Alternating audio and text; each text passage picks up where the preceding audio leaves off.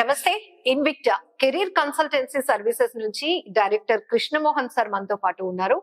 మనకి తెలుసు అమెరికాలో చదవడం అంటే అదొక గొప్ప విషయం. అమెరికాలో జాబ్ చేయడం అంటే ఇంకా గొప్ప విషయం.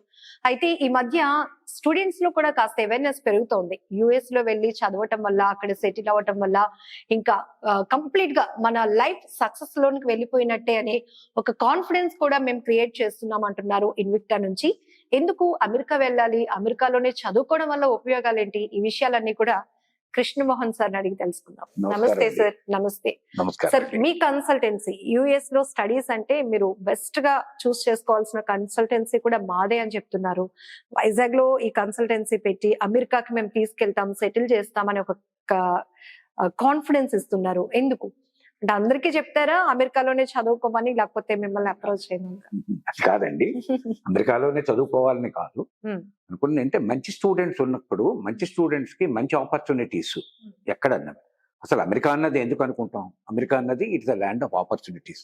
అక్కడ అనేకమైన రకాలైనటువంటి ఇన్ఫ్రాస్ట్రక్చర్ కానీ, రీసెర్చ్ కానీ, యూనివర్సిటీస్ కానీ, ఇవన్నీ కానీ చాలా ఉన్నాయి మంచివి. మన ఇండియాతో కంపేర్ చేస్తే ఇన్ఫ్రాస్ట్రక్చరు, రీసెర్చ్ ఓరియంటెడ్వి చాలా ఎక్కువ ఉన్నాయి అమెరికాలో. రెండోది మనకున్నవి ఏంటి అంటే మన దగ్గరికి ఈవెన్ లాట్స్ ఆఫ్ ఇప్పుడు 70s 80s, ఇప్పుడు మా కాలంలో అంటే మేము 80s ఆ టైంకి ఇప్పటికీ చాలా మారింది. ఇండియా మారింది, కానీ అమెరికాతో కంపేర్ చేసే అంతటగా మారిందని నేను అనుకోవట్లేదు యాక్చువల్గా. ఆ టైంలో అయితే కేవలం కొన్ని ఇంజనీరింగ్ కాలేజీలు ఉండేవి. 80s లో అయితే కొన్ని గవర్నమెంట్ కాలేజెస్ కొన్ని ఉండేవి. ఆ తర్వాత ప్రైవేట్ కాలేజెస్ వచ్చాయి. ప్రైవేట్ కాలేజెస్ ఇప్పుడు అందరి కాన్సెప్ట్ ఏంటి అంటే అయితే ఐఐటికి వెళ్ళాలి, ఎన్ఐటికి వెళ్ళాలి, లేకపోతే ఏదో IIITకి వెళ్ళాలి. ఇవన్నీ మంచిదే ఉద్దేశాలన్నీ కూడా, కానీ అమెరికా అన్నది కూడా ఎనదర్ ఆప్షన్ కింద పెట్టుకుంటే చాలా బాగుంటుంది అని. అమెరికా అన్నది ఎనదర్ ఆప్షన్ ఎందుకు పెట్టుకోవాలంటే చాలా మందికి ఏంటంటే భ్రమలు ఉండేవి. అమెరికా అంటే అదేదో పెద్ద చాలా మనకి అందని ద్రాక్ష పండులాగా, లేకపోతే అందం చందమామలాగా అనుకుంటారు. అది మనకు కాదు, డబ్బున్న వాళ్ళకే. మనలాంటి వాళ్ళు మనం ఇచ్చేయలేము, అండర్ గ్రాడ్యుయేషన్ లో కాదు పోస్ట్ గ్రాడ్యుయేషన్ లోకి వెళ్ళాలి అని. ఇప్పుడు ట్రెండ్ ఏంటంటే పూర్తిగా మారింది.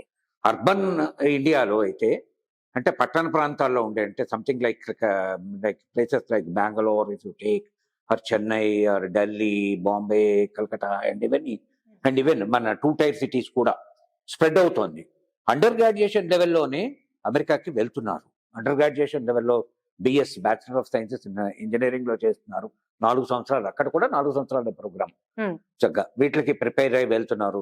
మంచి యూనివర్సిటీస్ లో అక్కడ చదువుకుంటే, అక్కడ అడ్వాంటేజ్ ఏంటంటే చదువుకుంటే అక్కడ బ్యాచిలర్స్, కేవలం మన ఉద్యోగం కావాలనుకుంటే అక్కడ బ్యాచిలర్స్ డిగ్రీ సరిపోతుంది. ఇంజనీరింగ్ లో 4 సంవత్సరాల్లో అక్కడ మంచి ప్లేస్మెంట్ కూడా వచ్చేస్తుంది వాళ్ళకి ఏదో రకంగా.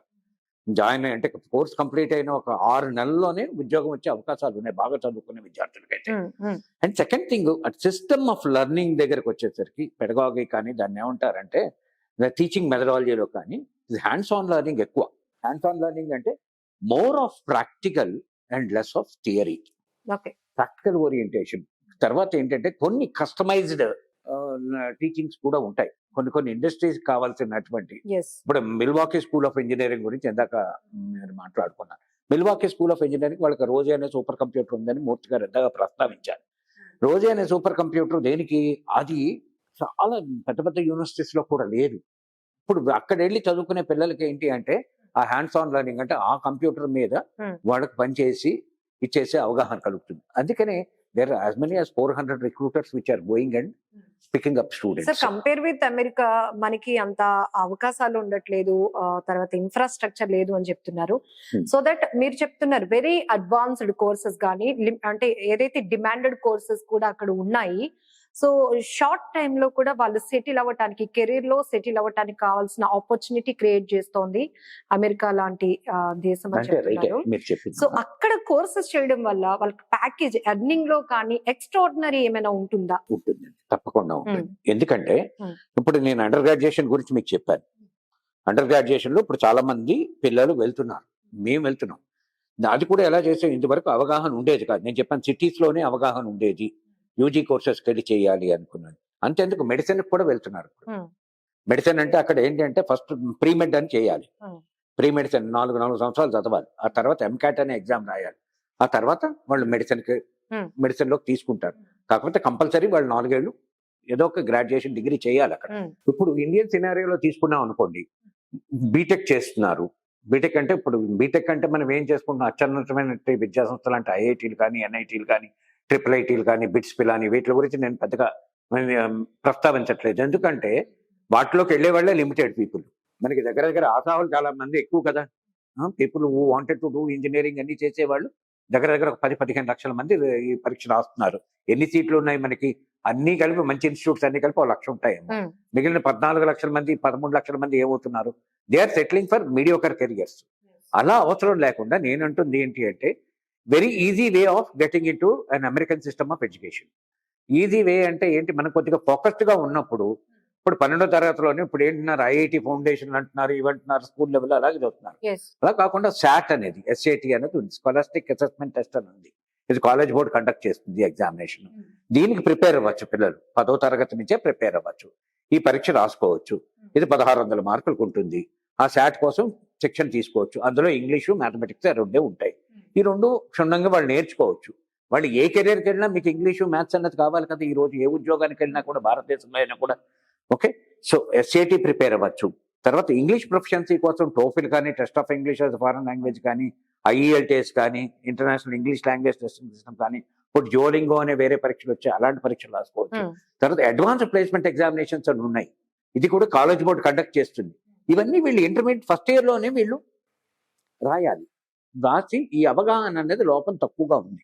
ఇప్పుడు మేం చేసే పని ఏంటంటే, ఇన్వెక్టర్ చేసే పని, I'm going to the foot steps of every good school. ప్రతి స్కూల్ దగ్గరికిను వాళ్ళ దగ్గరికి ఇంచుమించు అంటే పెద్దవి అంటే బాగా రెప్యుటేషన్ ఉన్న స్కూల్స్ దగ్గరికి, కాలేజ్ దగ్గరికి వెళ్ళి, మేము బాబు ఇలాంటి కెరియర్స్ ఉన్నాయి అనే ఒక అవగాహన ఇన్విక్టా మా టీం మేము ఆ అవగాహన స్టూడెంట్ ని ఎలా అసెస్ చేస్తారు సార్ మీరు? అంటే ఇక్కడ మనం యుఎస్ పంపించడానికి టాప్ యూనివర్సిటీతో మీకు టైఅప్ ఉంది కాబట్టి, మీ కన్సల్టెన్సీ నుంచి వాళ్ళని పంపించడానికి ఏమైనా టెస్ట్ గానీ ఇట్లా నీడ్ ఉంటుందా, లేకపోతే ఎట్లా చేస్తారు? మేమేం టెస్ట్ అవేం చేయమండి. టెస్ట్ అని కాదు, ఫస్ట్ మౌఖిక పరీక్ష ఒకటి చేస్తాం. యాక్చువల్ గా అసలు ఫస్ట్ వాడికి డిజైర్ ఉందా లేదా అని. ఊరికేదో షో కోసం మనం అమెరికా పంపించకూడదు. ఏదో పేరెంట్ డిజైర్ కూడా కాదు, స్టూడెంట్ కూడా డిజైర్ ఉండాలి. పేరెంట్ ఉంటేనే సరిపోదు. పేరెంట్ అండ్ స్టూడెంట్ ఇద్దరికి డిజైర్ ఉందనుకోండి, అప్పుడు ఖచ్చితంగా మనం చేస్తాం.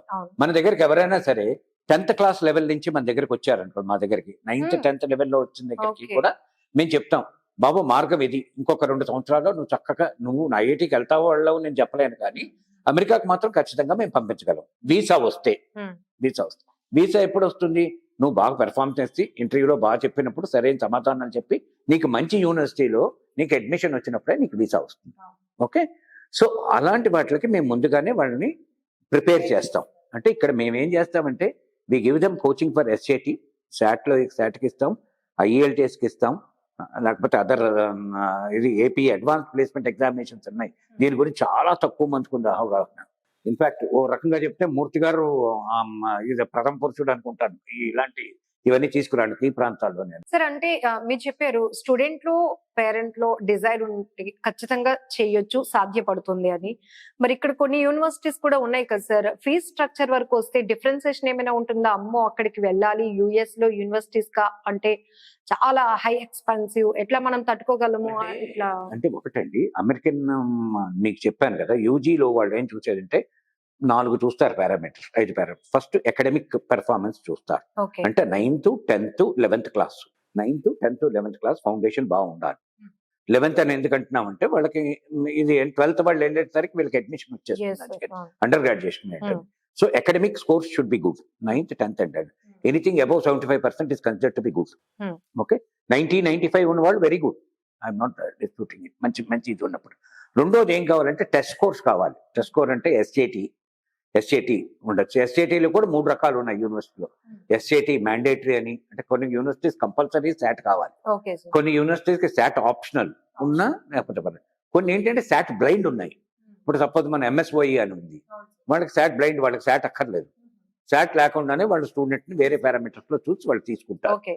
ఇది రెండోది మనం చేసుకునేది. So SAT, IELTS, advance placement examinations కూడా రాస్తే వాళ్ళ కాస్ట్ తగ్గిపోతుంది. వాళ్ళు కొన్ని సబ్జెక్ట్స్ ఉంటాయి, ఆ సబ్జెక్ట్స్ మళ్ళీ అక్కడ చదవక్కర్లేదు, దాని క్రెడిట్స్ అంటారు, ఆ క్రెడిట్స్ తగ్గుతాయి. దానివల్ల కాస్ట్ ఆఫ్ ది ఎడ్యుకేషన్ తగ్గుతుంది. 3 ప్రొఫైల్ ఆఫ్ ది స్టూడెంట్. ఇదే మేము అవేర్నెస్ క్రియేట్ చేస్తుంటే స్కూల్స్ కానీ కాలేజ్కి వెళ్ళినప్పుడు మేము ఏం చెప్తున్నామంటే, ఈ ప్రొఫైల్ బిల్డప్ చేసుకోండి. అంటే మీరు ఇంటర్మీడియట్ స్టేజ్లోను 10th స్టేజ్లో ఉన్నప్పుడే మీరు ఏదో ఒక ప్రాజెక్ట్ చేయండి, మంచి ప్రాజెక్ట్ చేయండి. మీకు కావాలనుకుంటే మేము ప్రాజెక్ట్ చేసే అవకాశాలు మేము కల్పిస్తామని చెప్తాం. ఓకే, మీరు సపోర్ట్ అంటే ఇస్తారు. మేము సపోర్ట్ చేస్తాం. బికాస్ మాకు యూనివర్సిటీస్తో మంచి రిలేషన్స్ ఉన్నాయి కాబట్టి మంచి పిల్లలకి వీ విల్ హెల్ప్ దమ్. స్కూల్స్తో కూడా మేము అదే చెప్తున్నాం. మీరు కావాలా, మీరు 4 పంపిస్తారా, 5 పంపిస్తారా, మీరు అమెరికా పంపిస్తారా పంపించండి, లేదు సింగపూర్కా మీ వీకెండ్, లేదు ఇండియాలో కూడా మేము ప్రాజెక్ట్స్ మేము అరేంజ్ చేయగలం in the right domain knowledge లో. వాళ్ళు ఏం చేద్దాం అనుకున్నా దానికి రెలవెంట్ బట్ వాళ్ళు ప్రూవ్ చేసుకోవాలి. కాకపోతే దానికి అయ్యే ఖర్చు, అప్ అండ్ డౌన్ చార్జెస్ వాళ్ళు పెట్టుకోవాలి. మిగతావన్నీ మేము మా సహకారం మేము అందించేస్తాం. అలా చాలా వస్తున్నాయి, చాలా మంది ముందుకు వస్తున్నారు. ఈ ప్రొఫైల్ అనేది వెరీ ఇంపార్టెంట్. దీన్ని బేసి మనకి స్కాలర్షిప్లు వస్తాయి. ఇప్పుడు వాళ్ళు చెప్తున్న స్కాలర్షిప్స్ అబౌట్ పీజీ ఏంటి? As far as the PG is concerned, yes, ఇండియాలో ఎక్కువ ఏంటి అంటే బీటెక్ చేశాక ఎంఎస్కి వెళ్ళే వాళ్ళది ఎక్కువ మామూలుగా. ఈ పీజీ దగ్గరికి వచ్చేసరికి దానికి జిఆర్ఈ అనే ఎగ్జామినేషన్ ఉంటుంది, గ్రాడ్యుయేట్ రికార్డ్ ఎగ్జామినేషన్. జిఆర్ఈ అనే ఎగ్జామినేషన్ రాయాలి వాళ్ళు. పిల్లలందరూ కూడా ఏంటంటే 3rd year ఆఫ్ ఇంజనీరింగ్లో రాయాలి జిఆర్ఈ అనేది. జిఆర్ఈ రాసుకోవచ్చు. వాళ్ళు ఈ కోర్సెస్కి వెళ్ళాలంటే జీమాట్ అనే ఎగ్జామినేషన్ ఉంది. మేము ఇక్కడ కూడా we give them training for GRE ఇస్తాం. జిఆర్ఈ ఒకటి రాసుకోవాలి, IELTS ఒకటి రాసుకోవాలి. కొన్ని యూనివర్సిటీస్ ఉన్నాయి జిఆర్ఈ చూడు, వాడు జిఆర్ఈ నాట్ రిక్వైర్డ్ అంటాడు. కానీ మోస్ట్ ఆఫ్ ది మంచి యూనివర్సిటీస్లోకి మనం వెళ్ళాలంటే జిఆర్ఈ స్కోర్ ఉండాలి. చక్కగా 340కి anything above 308 is considered to be good. అందులో మ్యాథ్స్ స్కోర్ కూడా బాగుండాలి, మ్యాథమెటిక్స్ స్కోర్. ఇక్కడ మరి ఫ్యాకల్టీ గురించి ఏం చెప్తారు సార్? మా faculty we are all experienced faculty. ఇప్పుడు for example you take Murthy garu ఉన్నారు. వివేకానంద మూర్తి గారు కూడా క్లాసులు తీసుకుంటారు. ఆయన CAT 18 మార్లు ఎన్నో మార్లు రాశారు. అనేక మార్లు ఆయనకి 99% 100% వచ్చిన రోజులు ఉన్నాయి. And we are all trained for the past 20-30 years. So మా అందరికీ ఏంటంటే highly knowledgeable people we have. మాకు సోమదీప్ చక్రవర్తి ఉన్నారు, ఐఎమ్ కోల్కతా. నేను ఐ టేక్ క్యాంపస్ ఇంటర్వ్యూస్ అవి నేను తీసుకుంటాను కాలేజెస్కి అది వెళ్ళి. We are tied up with several colleges even across India. ఒక్క ఇదే కాదు, మాకు ఇప్పుడు Invicta centres we have in Visakhapatnam, Vijayawada, Hyderabad and Warangal also. ఇది కాకుండా డాలస్లో కూడా మాకు ఒక office, support office we have in Dallas. So అందుకని మేమేం చేస్తామంటే ఈ పిల్లల్ని జిఆర్ఈ అవి రాసుకోమని చెప్తాం. జిఆర్ఈ తక్కువ స్కోర్ వచ్చింది అనుకోండి, మళ్ళా రాయమంటాం. అందుకని 2 times తీసుకోమంటాం. మా దగ్గర ఒక మార్క్ సెక్షన్ తీసుకుంటే జిఆర్ఈ తప్పకుండా వస్తుంది. మేము కొన్ని యూనివర్సిటీస్, వాళ్ళు కొన్ని యూనివర్సిటీ లిస్ట్లో వస్తారు, మేము కొన్ని యూనివర్సిటీస్ లిస్ట్ వాళ్ళకి జోడిస్తాం. వాళ్ళకి కొంత అవగాహన ఉండదు. ఎవరో సీనియర్ వెళ్తాడు, వాడు అక్కడ వెళ్తే చాలా బాగుందండి నేను అక్కడే చదువుతానంటాడు. లేకపోతే మా మామయ్య ఉన్నారండి, మా వీళ్ళు ఉన్నారండి, మేము అక్కడ చదువుతాను. సో అక్కడ మనకు చదవడానికి ఇందాక మూర్తిగా చెప్పినట్టుగా మామయ్యలో అన్నయ్యలో ఉన్నారని మనం అక్కడ చదువుకుంటే మన కాస్ట్ పెరిగిపోతుంది.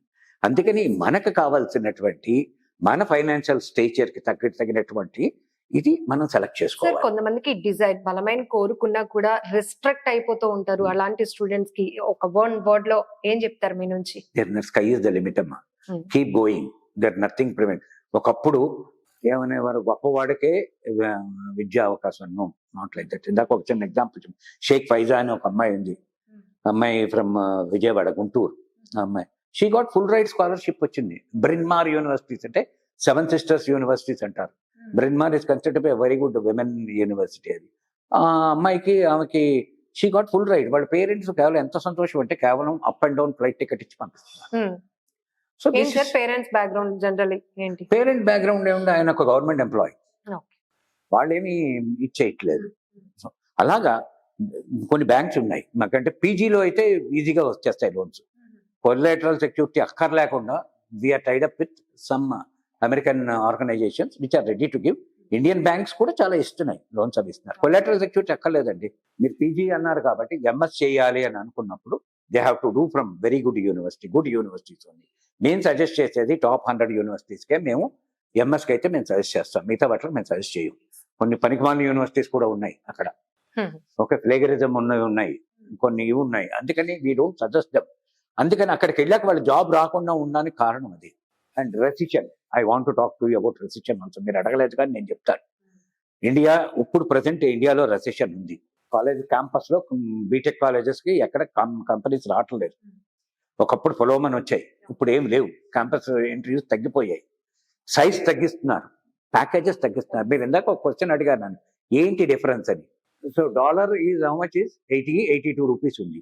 ఓకే, అక్కడ చదివిన పిల్లలకి అండర్ గ్రాడ్యుయేషన్ అక్కడ చేస్తే, సపోజ్ మిల్వాకీలో చేశారనుకోండి, $75,000 కెరియర్ యావరేజ్ స్టార్ట్ చేయొచ్చు. ఇక్కడ మనం ఇండియాలో మనం స్టార్ట్ చేస్తే ఒక గ్రాడ్యుయేట్కి ఎంత వస్తుంది ఇక్కడ? మనం 30,000 35,000 దాటి చాలు. అవునండి, నిజమది. ఒక బీటెక్ గ్రాడ్యుయేట్ తీసుకుంటే యావరేజ్ ఇండియాలో 3.75 lakhs per annum is the అంటే is the average salary which goes. అంటే 35,000 టెక్ మహీంద్రా ఇలాంటివన్నీ వాళ్ళు చూపిస్తారు. ఏంటి 30 లక్షలు వచ్చింది, 40 లక్షలు వచ్చింది, అవి ఒకళ్ళో ఇద్దరికో ముగ్గురికో వస్తున్నాయి, రావని కాదు. బట్ అదే ఐఐఎంలో కానీ ఐఐటీస్లో చదువుకుంటే వాళ్ళకి వస్తాయి. ఐఐటీస్ వాటి గురించి నేను చెప్పట్లేదు. ప్రైవేట్ ఇంజనీరింగ్ కాలేజ్ దగ్గరకు వచ్చి ఇవి ప్రైవేట్ కాలేజ్ అనే చెప్తున్నాం కదా. ఇందులో కూడా స్టేట్ యూనివర్సిటీస్ ఆర్ దే.